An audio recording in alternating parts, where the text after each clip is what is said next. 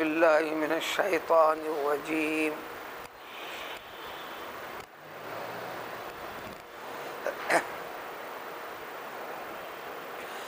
فوسوس لہما الشیطان وَيَا آدَمُ اسْكُنْ أَنْتَ وَزَوْجُكَ الْجَنَّةَ فَكُلَا مِنْ حَيْثُ شِئْتُمَا وَلَا تَقْرَبَا هَٰذِهِ الشَّجَرَةَ فَتَكُونَا مِنَ الظَّالِمِينَ فَوَسْوَسَ لَهُمَا الشَّيْطَانُ لِيُبْدِيَ لَهُمَا مَا أُورِيَ عَنْهُمَا مِنْ سَوْآتِهِمَا وَقَالَ مَا نَهَاكُمَا رَبُّكُمَا عَنْ هَٰذِهِ الشَّجَرَةِ إِلَّا أَن تَكُونَا مَلَكَيْنِ أَوْ تَكُونَا مِنَ الْخَالِدِينَ۔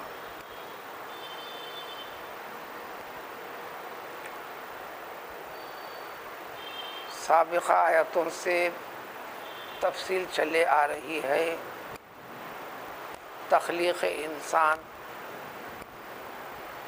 تمام مخلوقات میں انسان کی تخلیق کی اہمیت اور انسان کی تخلیق، پیدائش، وجود کا مقصد اور اس مقصد کی تکمیل میں انسان کے لیے چند رکاوٹیں۔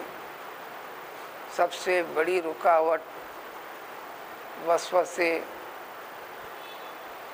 وسوسے، بہکاوے، فریب اور دھوکہ شیطان کی طرف سے۔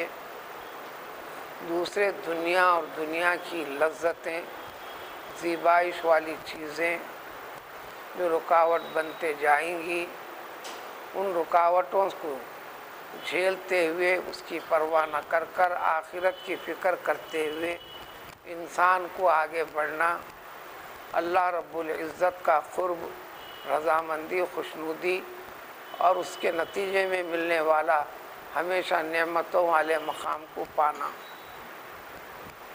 غرض انسان کے لیے یہی ہے، اور یہ مقصد سارے مخلوقات میں انسان کے لیے ہے۔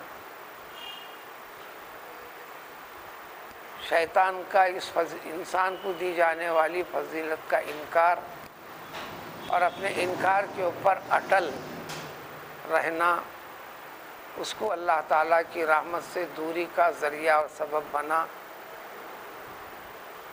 اس واقعے سے انسان کو تعلیم دی گئی غلطیوں اور خطاؤں کے اوپر ڈٹ کر نہیں رہنا، معافی مانگنا، رب معاف فرمائے گا، یہی سنت ہے انسان کی۔ سب سے پہلے انسان آدم علیہ السلام کا بھی طریقہ یہی رہا۔ یہ طریقہ ہو تو پھر اللہ تعالیٰ کی خوشنودی کا وہ مستحق ہو جائے گا۔ وہ تفصیلات کے بعد شیطان کو مردود کر کر، رسوا فرما کر جنت سے نکال دیا گیا۔ اس بڑے مقام اور مرتبے سے جو اس کو عطا کیا تھا اللہ تعالیٰ انسانوں کو پیدا کرنے سے پہلے، اور اس کی شان و شوکت تھی، وہ ساری کی ساری چیزوں کو اللہ تعالیٰ نے چھین لیا، ختم کر دیا۔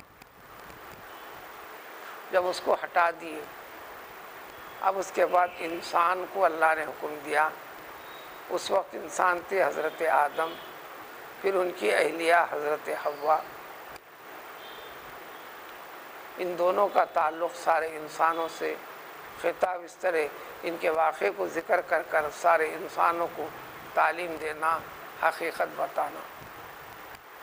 یعنی کل روز قیامت انسان یہ عذر پیش نہیں کرنا، یہ ہتھ کنڈے شیطانی ہم اس سے ناواقف تھے، یہ کہنے نہ پائے۔ اللہ نے انسان کو اعزاز دیتے ہوئے پیدا کرنے کے بعد حضرت آدم سے فرمایا، اے آدم، آپ اور اپنی اہلیہ کے ساتھ تم جنت میں رہ جاؤ، رک جاؤ۔ ابلیس کو نکال دیا گیا۔ وہ مقام جو تھا، وہ مقام اب انسان کو منتقل کر دیا گیا۔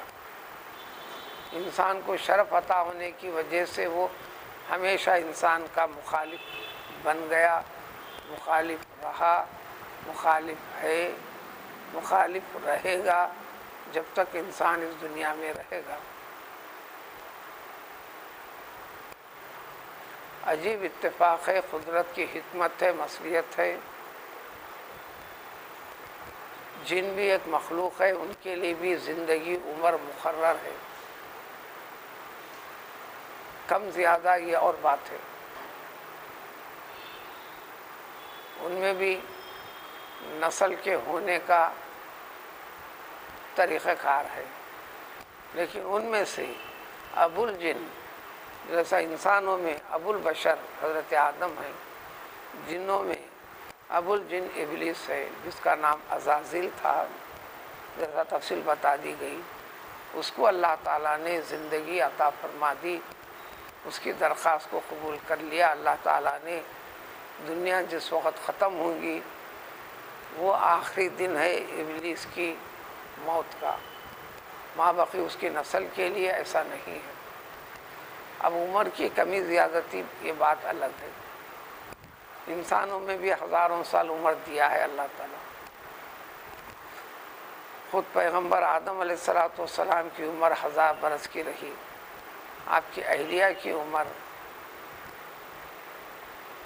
997 برس کی رہی،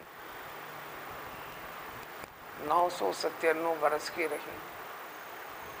دیگر روایتوں میں شمعون نامی بنی اسرائیل کے ایک شخص کا تذکرہ 4000 سال کی عمر کے پانے کا تذکرہ ہے۔ اتنی طویل عمر بھی پوری اطاعت و فرمانبرداری میں گزارا، اللہ کے بندوں میں نیک سب سے زیادہ عمل کرنے کا اس کو موقع بھی ملا۔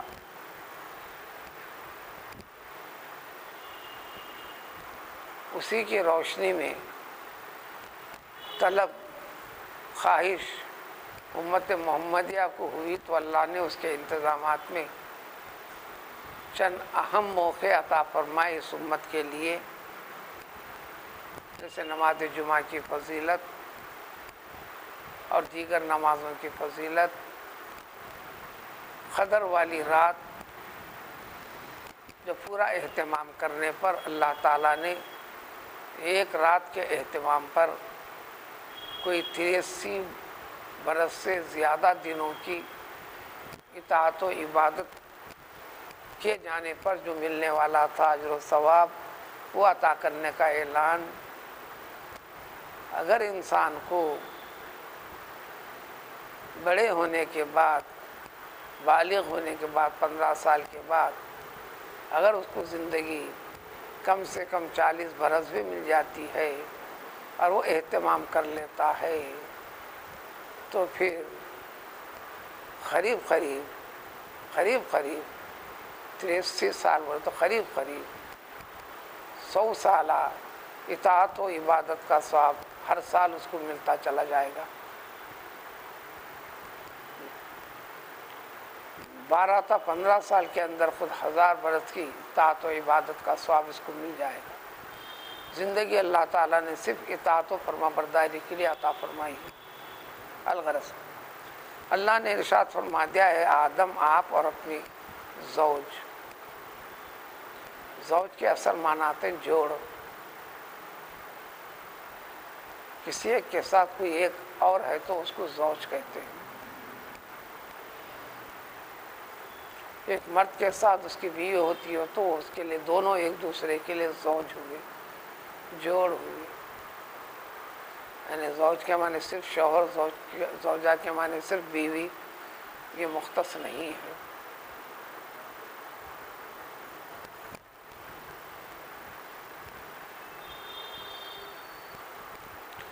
تو اللہ تعالیٰ نے انسانی اس جوڑے کو جو سب سے پہلے ہے اجازت دے دیا، جنت میں تم ٹھہر جاؤ، اور اس کو محروم کر دیا گیا۔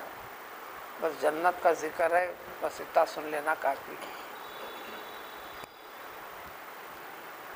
اس جنت کے بارے میں 20 بحثیں ہیں۔ جنت ایک دارالخلد ہے جس کا نام ہے دارالجزا۔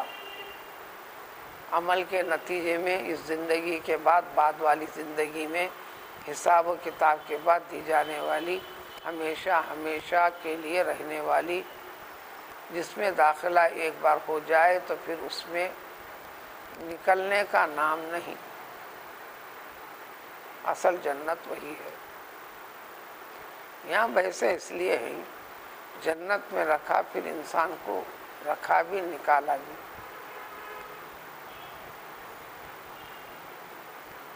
وہ بحثیں بڑی طویل ہیں، اس کا ذکر کیے بغیر ہم آگے بڑھتے ہیں۔ اسی لیے بعض کا نظریہ ہے کہ وہ جنت کے سوا اللہ نے ایک جنت کا اہتمام فرمایا تھا۔ دوسری بحثیں بھی ہیں کہ اس دنیا کے میں ہی ایسا انتظام فرمایا تھا۔ یہ اللہ کے ارشادات بیان کے مطابق زیادہ واضح نہیں، اس لیے کہ اہبطوا اوپر سے نیچے اتارنا، جنت اوپر ہی تھی، زمین پر نہیں تھی۔ یہ اور بات ہے کہ وہ ہمیشہ رہنے والی جنت تھی نہ تھی، دلیل میں کہ نکلے ہیں وہاں سے تو وہ ہمیشہ والی جنت والی بات نہیں ہے، یا اور جنت جو آزمائش کے لیے رکھا تھا۔ پیدائش سے پہلے اللہ نے فرما دیا تھا جاعل فی الارض خلیفہ، میں انسان کو خلیفہ بنانے والا ہوں، میرے احکام، میرے مقصد و منشا کو جاری کرنے کا، حقوق پر عمل کرنے والا، اس عمل کو دوسرے انسان تک پہنچانے والا، یہ زمین میں، تو لہذا ایسے انتظامات ہونا ضروری ہی تھا کہ اس جنت سے اترنے کے بعد ہی اس چیز کی تکمیل، چونکہ انسان کو تخلیق کا مقصد، ایک اہم ذمہ داری جو دیگر مخلوقات کو اللہ تعالیٰ نے نہیں دیا ہے، اس ذمہ داری سے جوڑنا، انسان کی اہمیت کو بتانا، انسانوں کے بیچ میں وہ انسان جو اس مرتبے کو پاتے ہیں اس کو نمایاں کر کر تمام اللہ تعالیٰ اپنی تمام مخلوق کے روبرو بھی اس کو ظاہر کرنا ہے۔ الغرض اللہ نے اجازت دے دیا، رکھ دیا، یہ بھی اجازت دے دیا فَكُلَا مِنْ حَيْثُ شِئْتُمَا، اس جنت کے اندر کسی چیز کی کمی نہیں ہے، لہذا تم دونوں جہاں چاہتے ہو، جیسے چاہتے ہو، جس طرح چاہتے ہو، تم اپنی حسب مرضی، اپنے خواہش کے مطابق دونوں اس جنت میں سے کھاؤ، تمہیں اجازت ہے۔ کھانے کا ذکر ہے تو پینے کا خود رہے گا، کھاؤ پیو رہو، رہنا کا تو ذکر آیا، یعنی یہ جنت تمہارے میں نے حوالے کر دیا، ہر قسم کی نعمت سے بھری ہوئی ہے۔ تنہا انسان کی وحشت کو دور کرنے کے لیے ان کے لیے جوڑ بھی پیدا کر دیا حضرت حوا کو، دل نہ لگنے والا پہلو وہ ختم کر دیا، لیکن ایک تکلیفی حکم دے دیا، لا یکلف اللہ نفسا الا وسعها۔ ہر دین، ایمان تکلیف کا بھی نام ہے۔ ایک تکلیف مصیبت کے معنی میں مصیبت نہیں، تکلیف یعنی پابندیوں کے ساتھ جڑے رہنے کا نام ہے، جیسے نمازیں، اطاعتیں، عبادتیں، تمام زندگی کے اندر یہ درست، یہ غیر درست، یہ حلال، یہ حرام، یہ تمام کی تمام چیزیں، یہ امور تکلیفیہ، شریعت کی زبان میں، قانون اسلام میں اس کا نام ہے، یہ امور شرعیہ، یعنی تکلیفی امور، پابندی جس سے امتحان لینا ہے، اس کو نام دیتے ہیں۔ اس کے بغیر تصور نہیں اس مقصد کو حاصل کرنے کا۔ تو صرف ایک چیز دیا تکلیفی بھی، دنیا کی زندگی بھی ان تکلیفی امور کے ساتھ انسان کو جڑنا ہے، جو جڑا رہا وہی ایمان کے تقاضوں کی تکمیل کیا، اس میں انحراف کیا، غفلت کیا، کمی کیا تو ایمان کے اصل وعدے میں خلاف ورزی کیا، اسی کا نام ہے گناہ، اسی کے اوپر ہے سزا، اسی کے ذریعے سے انسان کی نحوست، اسی کے ذریعے سے اس دنیا کے اندر بھی ذلت، بدبختی، جو انسان اس میں پختہ ہوگا، انسان کے اوپر سے ذلت والی چیز ہٹتے جائے گی، عزت والی چیز بڑھتے جائے گی. عدد میں مسلمان زیادہ ہوتے ہوئے بھی فی الوقت کی دنیا میں ذلت کا پردہ زیادہ پڑا ہوا ہے انسانوں پر، مسلمانوں پر. جو دنیا کی نظر میں جو مسلمان تعداد میں زیادہ ہیں تو ایمانی تقاضوں کی تعمیل و تکمیل میں کچھ کمی ہے. اور یہ ذلت و مشقت بھی ایک طریقے سے اللہ کی مہربانی، عنایت اور توجہ ہے، تاکہ انسان بندہ سمجھ کر اپنے اصل مقصد کی طرف توبہ کر کر ادھر آ جائے، تاکہ اللہ تعالیٰ اس پر اس کو عزت دے، اس کو قوت دے، اس پر رحم فرمائے، اس کو ساری مخلوق میں، تمام دیگر انسانوں میں اس کو بلند و برتر کر دے. تو اللہ نے ایک تکلیف امر دیتے ہوئے فرمایا ساری نعمتیں میں تمہارے حوالے کر دیا. پیدا میں نے کیا، جنت میری، نعمتیں میری، تم بھی میرے، تم کو بھی پیدا میں نے کیا. ان تمام چیزوں کا استفادہ تم انسانوں کے لیے جوڑ دیا. تو دنیا کی ہر چیز کو میں نے تمہارے لیے جائز کر دیا، لیکن ایک چیز کو روکتا ہوں، وَلَا تَقْرَبَا هَٰذِهِ الشَّجَرَةَ. حاضی اشارہ کر کے بتانا، یہ انگریزی دس ون، دیکھو یہ جو ہے نا، اس درخت کے کھانا تو الگ بات ہے، خرید بھی نہیں آنا.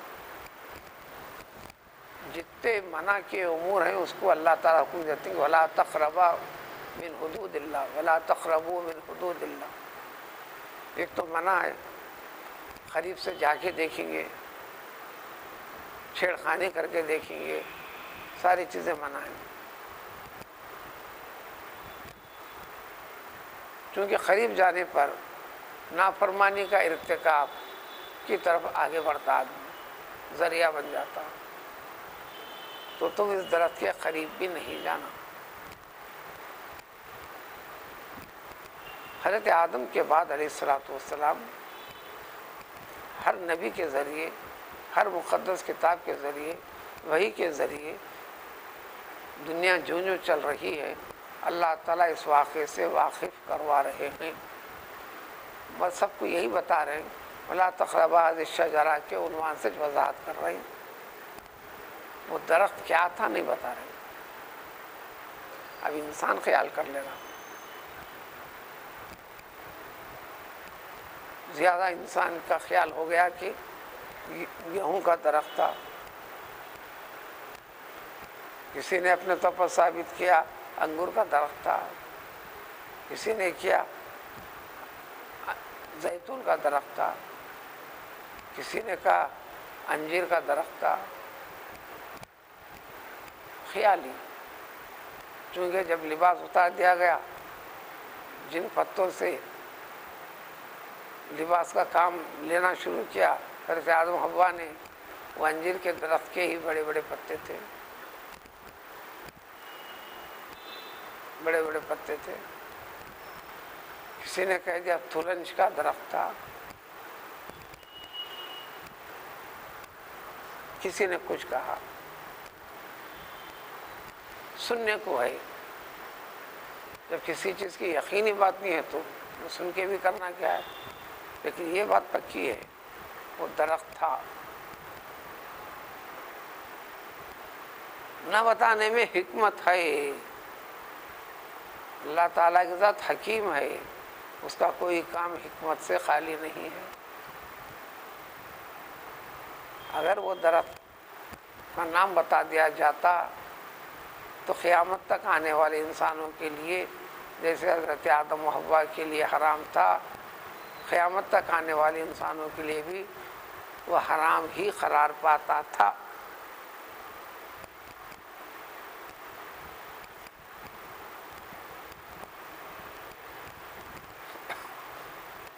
اہل اللہ کی تو رائے یہ ہے، یہ فہم سے زیادہ قریب تر بھی ہے.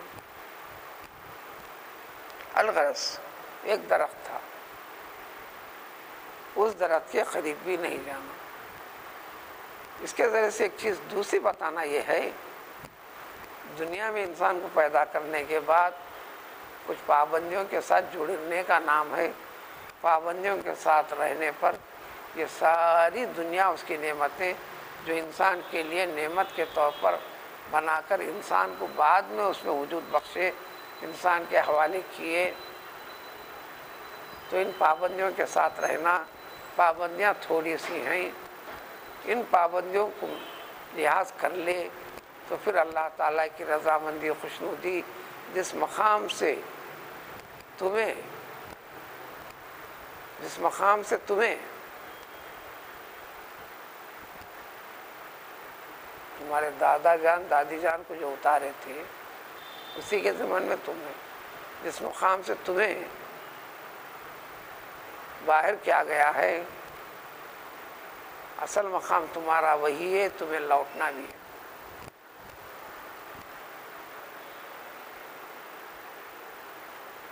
اس کا راستہ ایک ہی ہے، اسی کا نام صراط مستقیم ہے۔ راستے پہ گاڑی چلی تو منزل پہنچے گی، اس راستے سے ہٹنے کا نام ہے صراط جہیم ہے، دوزخ کا راستہ ہے، تو منزل کو نہیں پہنچ سکے گی۔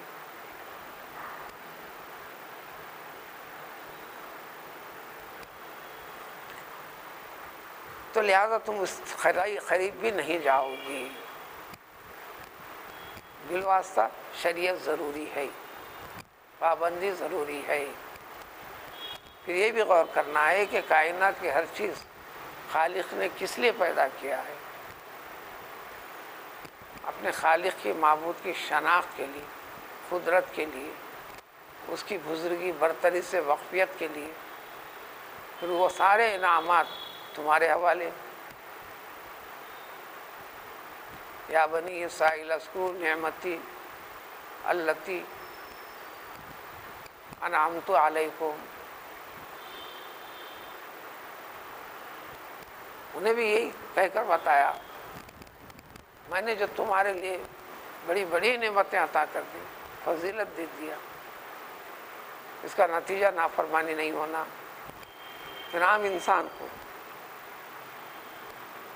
سارے انسانوں کو بتاتے رہے، اس امت کے لیے بھی، اس آخر زمانے کے تمام انسانوں کے لیے بھی، اے بندو وَإِن تَعُدُّوا نِعْمَتَ اللَّهِ لَا تُحْصُوهَا، عدد سے وَإِن تَعُدُّوا، اگر تم گنتی کرنے لگو، لَا تُحْصُوهَا، گنتی کر ہی نہیں سکتے۔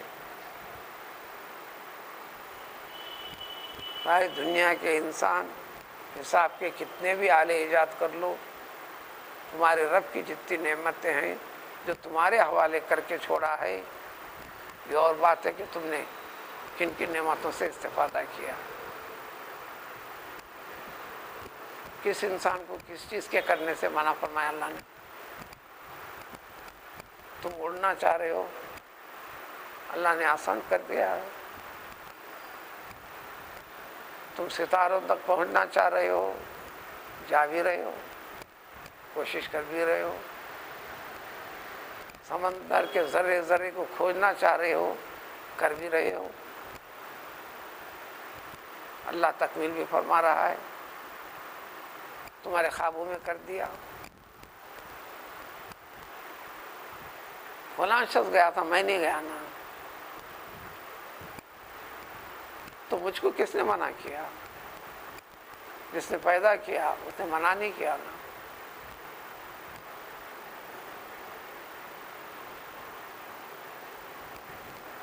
الغرض اتنی نعمتیں اللہ تعالیٰ نے عطا فرمایا، اس کے ضمن میں شکر ادا کرنے کے لیے طریقے بتایا۔ حلال سمجھنا یہ عبادت ہے، یہ شکر گزاری ہے۔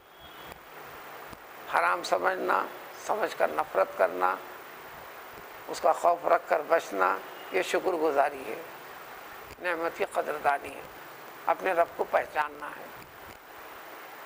عقیدے میں بھی یہی چیز، عبادتوں میں وہی چیز، معاملات میں بھی وہی چیز، آپسی زندگی میں وہی چیز، قریب کی زندگی ہو کہ دور کی زندگی ہو، راست زندگی ہو یا بالواسطہ زندگی ہو،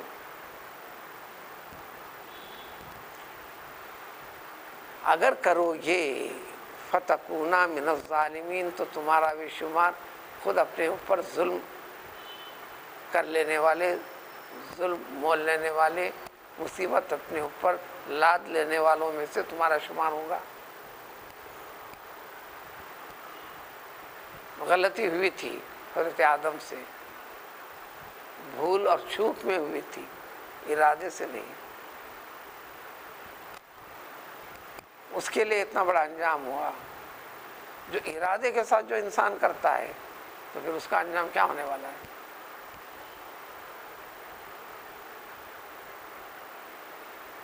جنت میں رہنے لگے، طویل مدت تک رہے۔ فوسوس لہما الشیطان، شیطان نے ان دونوں کو، چونکہ اس وقت سے کوئی دونوں ہی تھے، وسوسہ ڈالا۔ عربی کے لفظ کو اردو میں بھی وسوسہ استعمال کر لیتے ہیں۔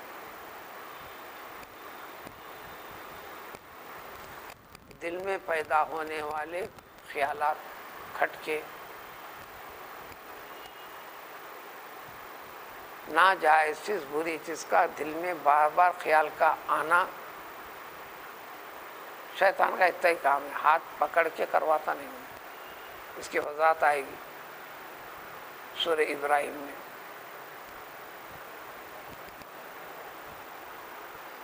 اس کی وضاحت سورہ ابراہیم میں آئے گی۔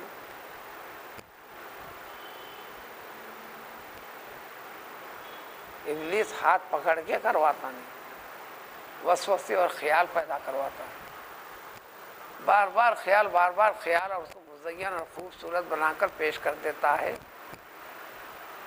اس کا ایک ہی مقصد ہے، جو فضیلت اور اعزاز اللہ نے انسان کو عطا کیا ہے، انسان کو رسوا کرنا، اس کا مقصد ایک ہی چیز،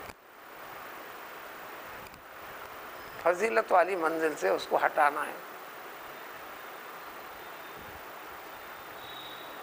اس کی ایک ہی کوشش ہے کہ رسوائی ہونا، ہر ایسے کام کی طرف اس کو راغب کروانا کہ بعد میں نتیجے میں سوچتے فکر میں افسوس کرتے رہنا۔ اور دوسری جگہ وہاں بھی اس کو ناکامی ملی، انہیں مرتبے سے گرانا، ذلیل کرنا اس کا مقصد ہے۔ کر بھی دیا، کامیاب بھی ہو گیا حضرت آدم کے لیے، حضرت حوا کے لیے۔ فَتَلَقَّىٰ آدَمُ مِن رَّبِّهِ كَلِمَاتٍ فَتَابَ عَلَيْهِ، پھر توبہ کرنے پر اللہ تعالیٰ نے توبہ قبول کر دے کہ پھر وہ مقام ان کو جہاں کا وہاں عطا کر دیا۔ اس کے بعد وہ مایوس ہو گیا، مقصد میں کامیاب ہو کر بھی پھر ناکام ہو گیا۔ تو انسان کو اسی لیے اس چیز کو، واقعے کو کئی پہلوؤں سے قرآن میں مزید اور آئے گا۔ یہ سورہ بقرہ میں گزرا تھا، تھوڑی تفصیل سے یہاں آ رہا ہے، اس کے بعد اگلے سوروں میں اور آئے گا۔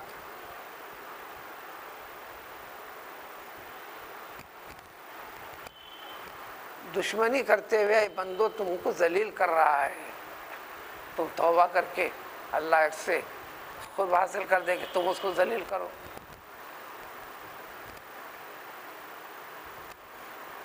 تم اس کو ذلیل کر دو اور تم اپنے مقام، مرتبے اور فضیلت کو پالو۔ الغرض وسوسہ، بار بار خیال میں لانا، خیال میں آنا کہ حتیٰ کہ گزر جائے۔ تھوڑی تفصیل یہاں بتائی بھی دیتے ہیں، کیسا کیا۔ سورہ بقرہ میں کیسا کیا کی وضاحت نہیں تھی، یہاں تھوڑی سی وضاحت ہے کیسا کیا۔ ان دونوں کو شیطان نے وسوسے میں ڈال دیا، مقصد کیا تھا؟ رسوا کرنا۔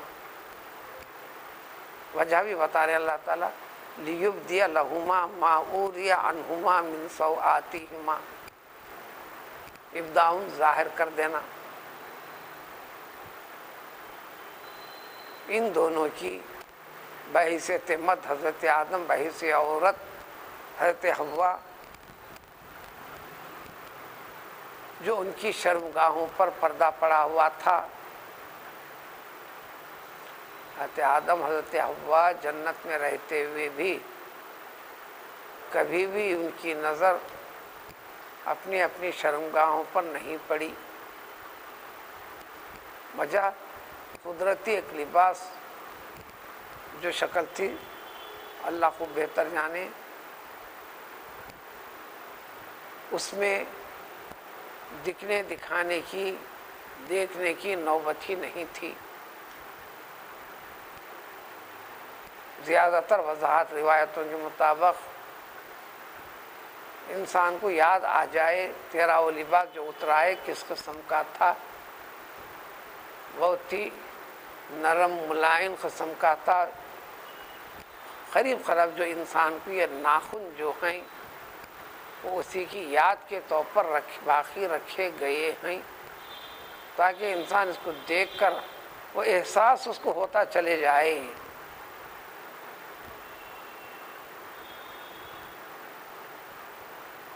ازدواجی زندگی بھی گزر رہی تھی، کچھ ایسی شکل تھی، کچھ ایسی شکل تھی۔ وہاں ظاہری طور پر شکل کو بتا دیا گیا، باطنی طور پر یہ کیفیت موجود آج بھی ہے، بندہ سمجھنا ہے۔ حضرت سفیان ثوری رحمۃ اللہ علیہ فرماتے ہیں روز مرہ کے اطاعت و عبادتیں فرائض تو ہر ایک کے اوپر ہے، فرائض واجبات سے ہٹ کر جو کرنے کا نام ہے عبادت خاص، جو بندے کو اپنے رب سے قریب تر کرنے والی ہے۔ یہ تو لازمی ذمہ داری ہے، یہ لازمی ذمہ داری ہے۔ فرض ادا کر دیا، کوئی احسان نہیں کیا، وہ لازم ہے۔ روزے پورے رمضان کے رکھ لیے، کوئی احسان نہیں کیا۔ حج زندگی میں ادا کر لیا، کوئی احسان نہیں کیا۔ قدرت نے آسان کر دیا، موقع دے دیا،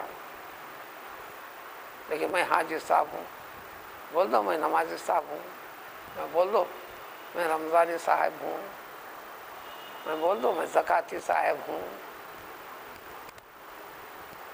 وہ تو ذمہ داری ہے۔ اس کے بغیر ایمان سے وابستگی کا تصور نہیں ہے، بلکہ ارشادات رسول صلی اللہ علیہ وسلم میں مومن غیر مومن کے اندر فرق کرنے والی چیز صرف اور صرف نماز ہی ہے۔ سب سے بڑی شناخت امتیاز صرف نماز ہی ہے۔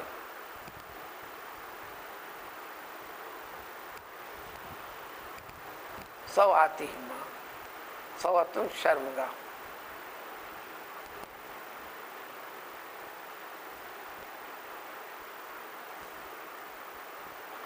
جو ہی وہ قریب ہوئے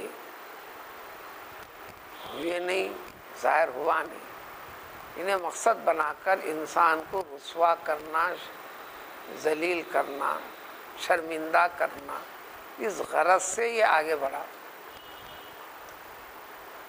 غرض کی تکمیل کے لیے، آپ کو ذلیل کرنے کے لیے شیطان یا شیطانی صفت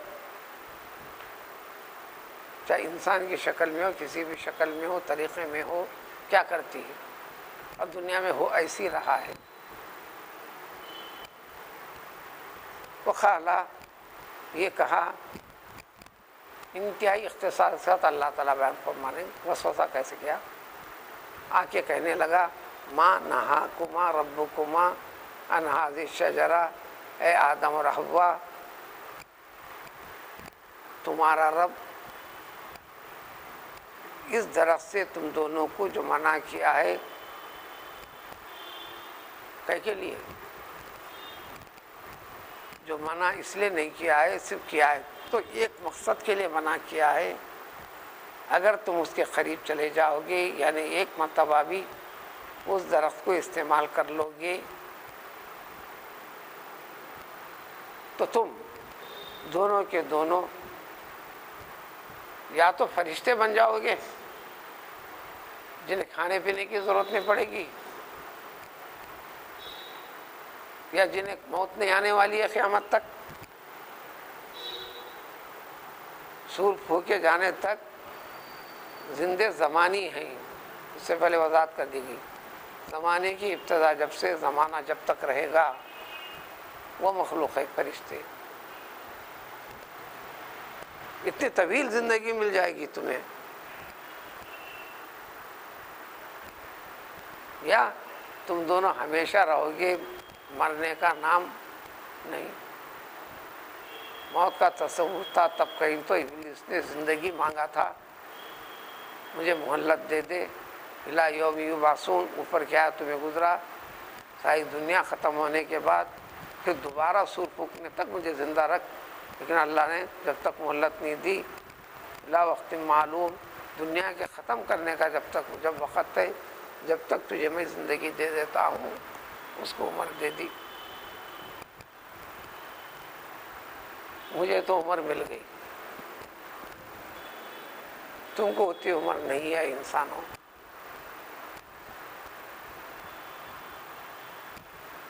ہر ایک کی عمر کتنی اللہ نے چھپا کے رکھا.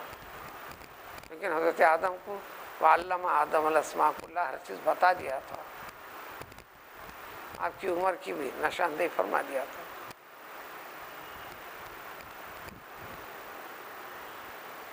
تو 1000 سال کے بعد تو مر جاؤ گے نا تم.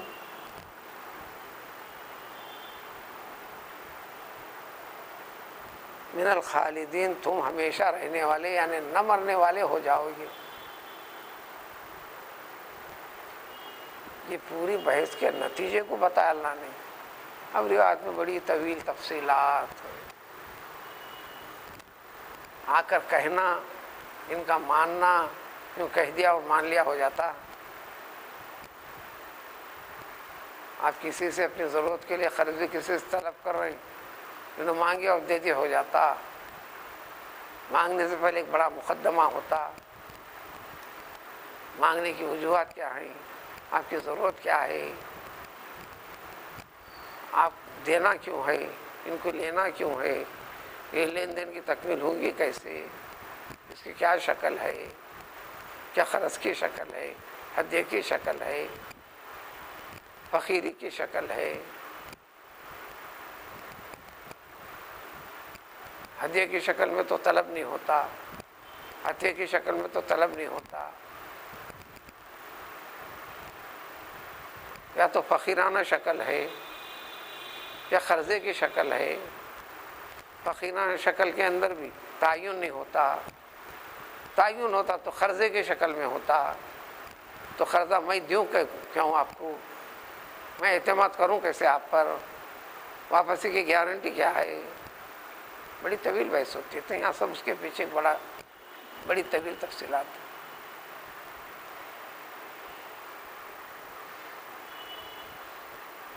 دونوں کے سامنے انتہائی اختصار کے ساتھ بعض روایتوں کے خلاصے سے اتنا رویا گڑ گڑا کر رویا. اس کے رونے پر، غمگین ہونے پر حضرت حوا کو، حضرت آدم کو خود ترس آ گیا. ارے اتنا غم کیوں کرتا ہے بندے، ترس آ گیا. وجہ پوچھنے پر کہا مجھے ذاتی کوئی غم نہیں ہے، مجھے غم تم دونوں کا ہے.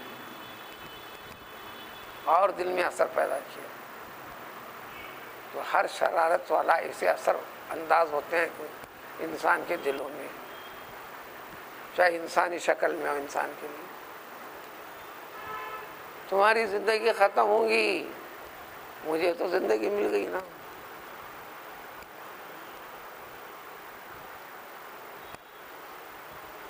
تم یہ ہو جاؤ گے. اور اتنا مشغول و مصروف رکھا، اسی مضمون میں لگے رہے لوگ. اور بات کو پکی کرنے کے لیے وہ خاصمہما، دونوں کو قسم بھی دے دیا اللہ تعالیٰ کا واسطہ دے کر.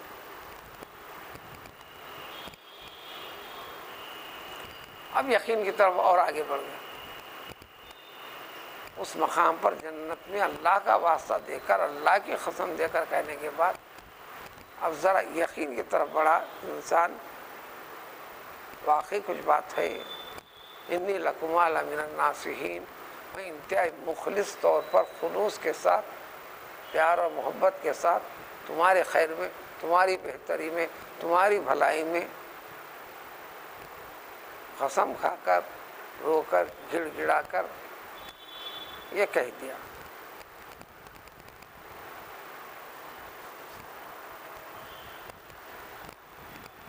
انسان کی فطرت میں بہت رو کر کوئی بات کرے تو آپ کو ایک دم ترس آتا. جس چیز میں زیادہ روتے ہیں وہ سب سے بڑی علامت ہوتی ہے، سب سے بڑا جھوٹ اس کے اندر ہے.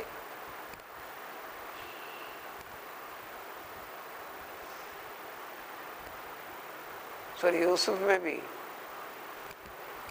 یوسف کے ساتھ جو کرنا تھا کر کر اپنے باپ کے پاس خبر سنانے کے لیے پہنچے تو سب سے پہلے دھاڑے مار مار کر روئے، مار مار کر روئے،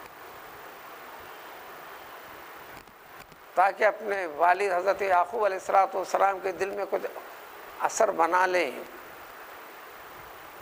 اور ہماری بات کا یقین ان کے دلوں میں پیدا کر دیں. ابن سیرین رحمۃ اللہ علیہ کے پاس محدثین کی جماعت بھی بیٹھی ہوئی، تابعیوں میں سے ہیں، محدث ہیں ابن سیرین. ایک شکوہ لے کر عورت آئی، خوب روئی، بار آنسو پوچھتے بھی گئی، اپنا مسئلہ سنائی. محدثین کو بھی درد پیدا ہوا، دکھ پیدا ہوا. ابن سیرین اطمینان سے بیٹھے رہے، اس کے مسئلے پر بغیر متاثر ہوئے کہ اسی موافقت میں بات نہیں کیے، یقین نہیں کیے. وہ چلے گئی. دیگر جو اطراف بیٹھے ہوئے تھے، آپ کتنے سنگ دل ہیں.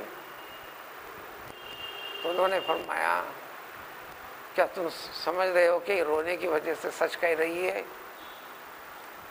یہ سب سے زیادہ جھوٹ کہہ رہی ہے. جاؤ تحقیق کر لو. قرآنی آیت کا حوالہ بھی دیا انہوں نے سورہ یوسف کی.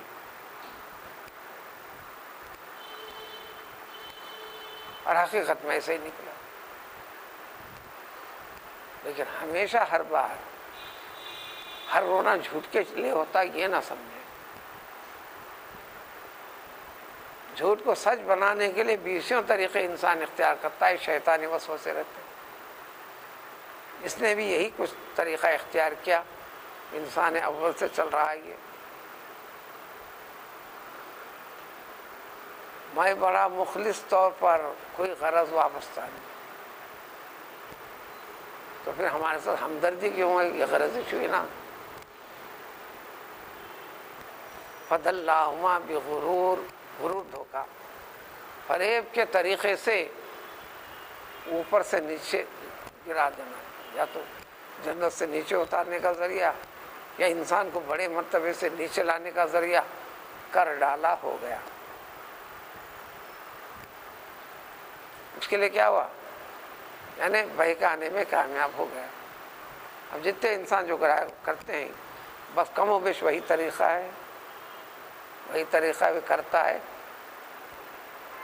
اس طریقے سے وہ خوش ہوتے چل رہا ہے میں انسان کو ذلیل کر رہا ہوں. ذاق الشجرۃ، انہوں نے اس درخت کو چکھ لیا، یعنی کھا لیا. عربی کا لفظ ہے، اردو میں بھی ذائقہ، مزہ. کرتے ہی انہیں مقصد بنایا تھا شرمندہ کرنا، ذلیل کرنا. بدت لہما سوآتہما، ان کی شرمگاہیں ظاہر ہو گئیں.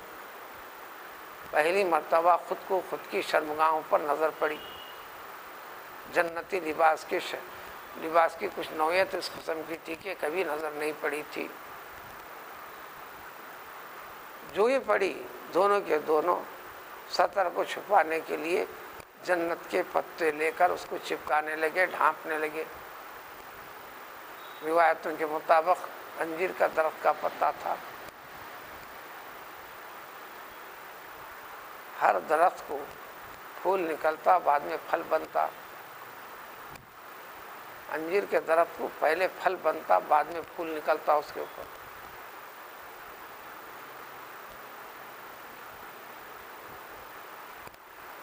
وغیرہ. اس کے پیچھے بڑی تفصیلات 20 چیزیں مذکور ہیں. تو جو ہی ہو گیا یعنی اس میں انہیں تو کامیاب ہو گیا. دوسری بات، سنت آدم علیہ السلام سب سے پہلے انسان سے ہر شریعت میں ہر وقت پر بے شرم نہ ہونا، یہ انسان کے لیے ایک لازم اور فطری چیز ہے. پہلے انسان سے خود اپنی شرمگاہ کو دیکھنے کے بارے میں جب یہ ہے تو دوسری شرمگاہ دوسرے کی شرمگاہ پر نظر ڈالنا، اس کے مقام مرتبے کو انسان غور کرے.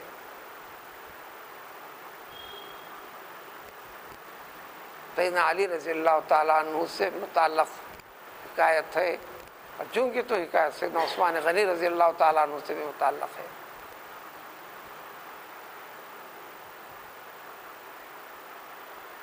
نبی کریم صلی اللہ علیہ وسلم کا جب دیدار ہوا، یعنی بحیثیت نبی ایمان لا لیا، تو کس طرح حفاظت ہوتے ہی ایمان کی صحابہ نے کی ہے. اپنی شرمگاہ پر کبھی نظر نہیں جمائی، یہ کہتے ہوئے اپنے آپ کو ان آنکھوں نے نور نبی صلی اللہ علیہ وسلم کو دیکھا ہے، اس نظر کو شرمگاہ کی طرف کیسے لوٹاؤں.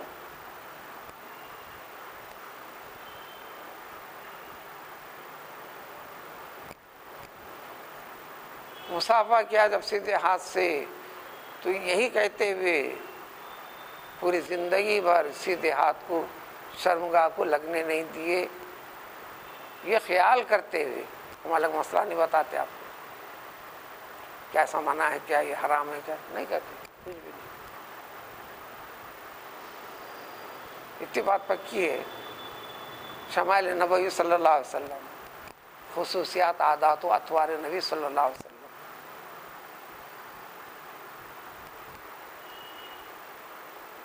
ہر اچھے کام کے لیے سیدھا ہاتھ،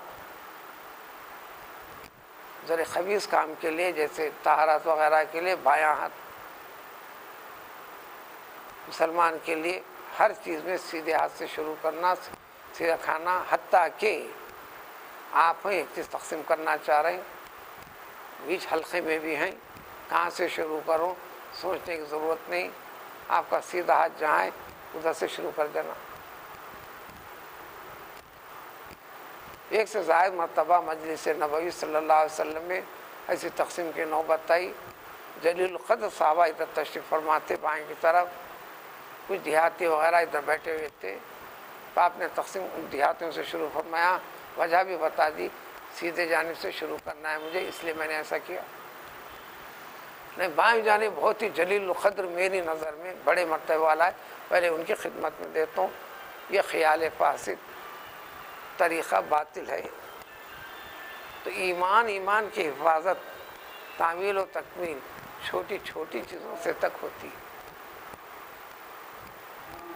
ہر چیز میں، کھانے کے برتن میں بھی سامنے سے لیتے ہوئے جانا، بیچ میں ہاتھ ڈالنے سے منع کیا گیا. بیچ میں ڈالنا کیا حرام ہے؟ نہیں ہے. آپ کی پلیٹ ہے، آپ کے برتن میں، ادھر سے کھائیے، ادھر سے کدھر سے کھائیے. اور طریقہ سلیقہ نبوی یہ بھی فرمایا، درمیان میں رحمت خداوندی نازل ہوتی ہے جس کا نام برکت ہے. وہاں نازل ملتے رہتے آپ کو.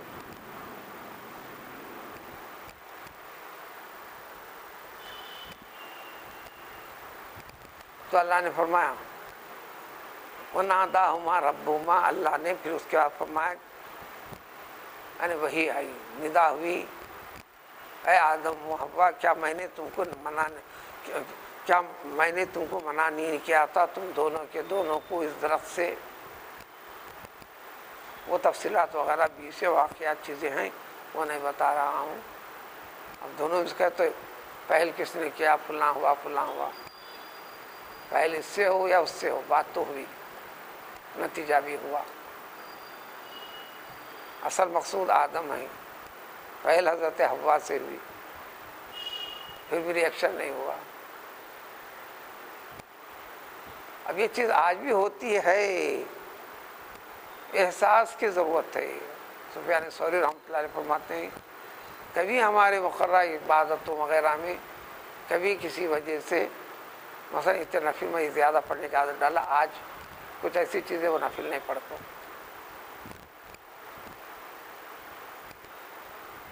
فرماتے ہیں فوراً دوسرے دن اس کا اثر ہم زندگی میں پاتے ہیں. کبھی تو ہمارے خادم نوکر سے دیکھیں گے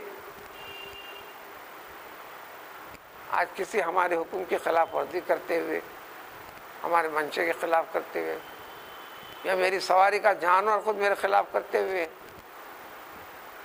اب آج اس میں لے لو، اب میری سواری گاڑی ہے، نہیں ستاتی نہیں کرتی، آج میرے کو تنگ کر رہی. دنیا کے اعتبار سے ہم یہ سمجھیں گے، اور اس روحانی اعتبار سے کچھ ہے. کبھی ہماری میرے رب سے جڑے ہوئے چیزوں معاملات میں کہیں خامی ہوئی ہے.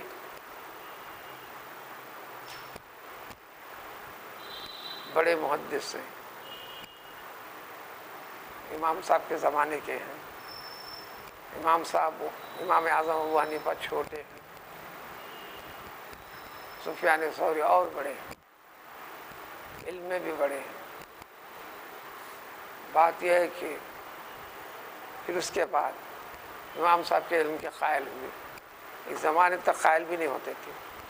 ارے اس لونڈے کی باتوں کو چھوڑو ایسا بول کے نظر انداز کرتے تھے. پھر بعد میں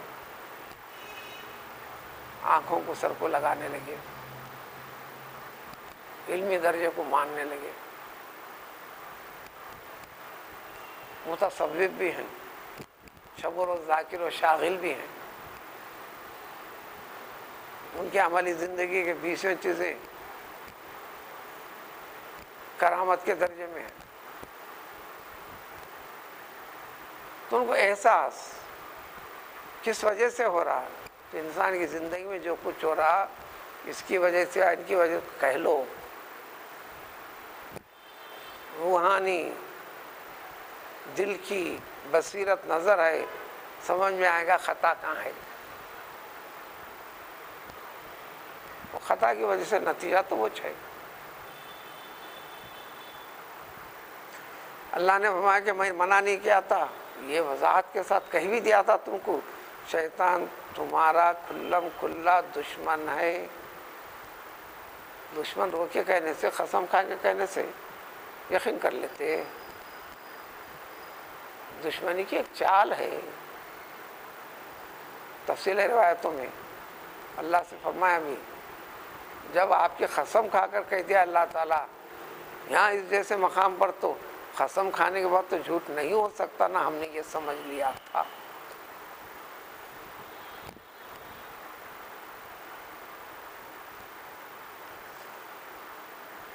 بات ختم ہوئی. وہ سمجھ گیا، کامیاب ہو گیا. اللہ نے طریقہ سلیقہ سکھا دیا انسان کو، کیونکہ انسان کو شرف عطا کیا، شرف میں رکھنا چاہتے ہیں. رہنے کے لیے طریقہ یہ ہے، جو نہیں چاہتا ہو، گرنا چاہتا ہو، گر جائے. ان دونوں نے سہارا لیا. ربنا ولمنا انفسنا، یقیناً ہم نے زیادتی کی اپنے آپ پر، ہم نے زیادتی کی اپنے آپ پر.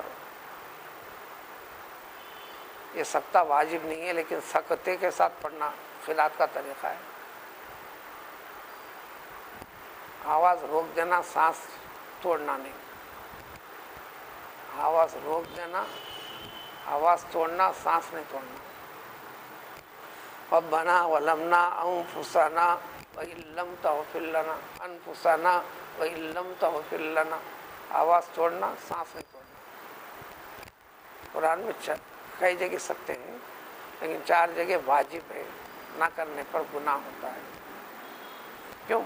معنی کے جمنے اور توڑنے کا تعلق ہے، جمنے اور توڑنے کا تعلق ہے. معنی کے ساتھ وقفیت رکھا تو وہ تو واقف رہتا ہے قرآن کی تلاوت میں، اس لیے وہاں پر چھوٹا سا لکھ دیتے ہیں وَبَنَا وَلَمْنَا أَنفُسَنَا وَإِن لَّمْ تَغْفِرْ لَنَا. زیادہ احساس بھی نہیں ہوتا کہ وہاں رکا ہے. آواز توڑنا، سانس میں توڑنا، اسی سانس میں آگے بڑھنا. وقیل من راق، من پہ آواز توڑنا وہاں واجب ہے.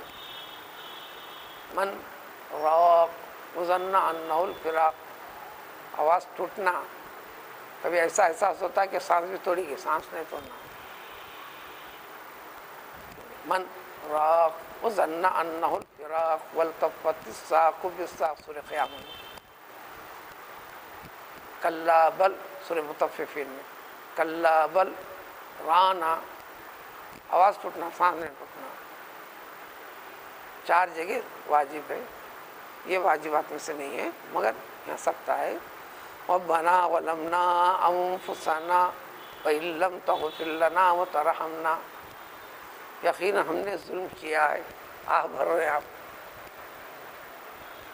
کر کے بھی دوسرا جملہ شروع کروانا ہے. بس اب آپ ہی ہیں، آپ مغفرت اگر نہ فرمائیں. اب جو رسوا ہو گئے ہم، اب یہ رسوائی پہ پردہ اگر آپ نہ ڈالیں، رحم نہ فرمائیں، یقیناً یقیناً ضرور ہم ہو جائیں گے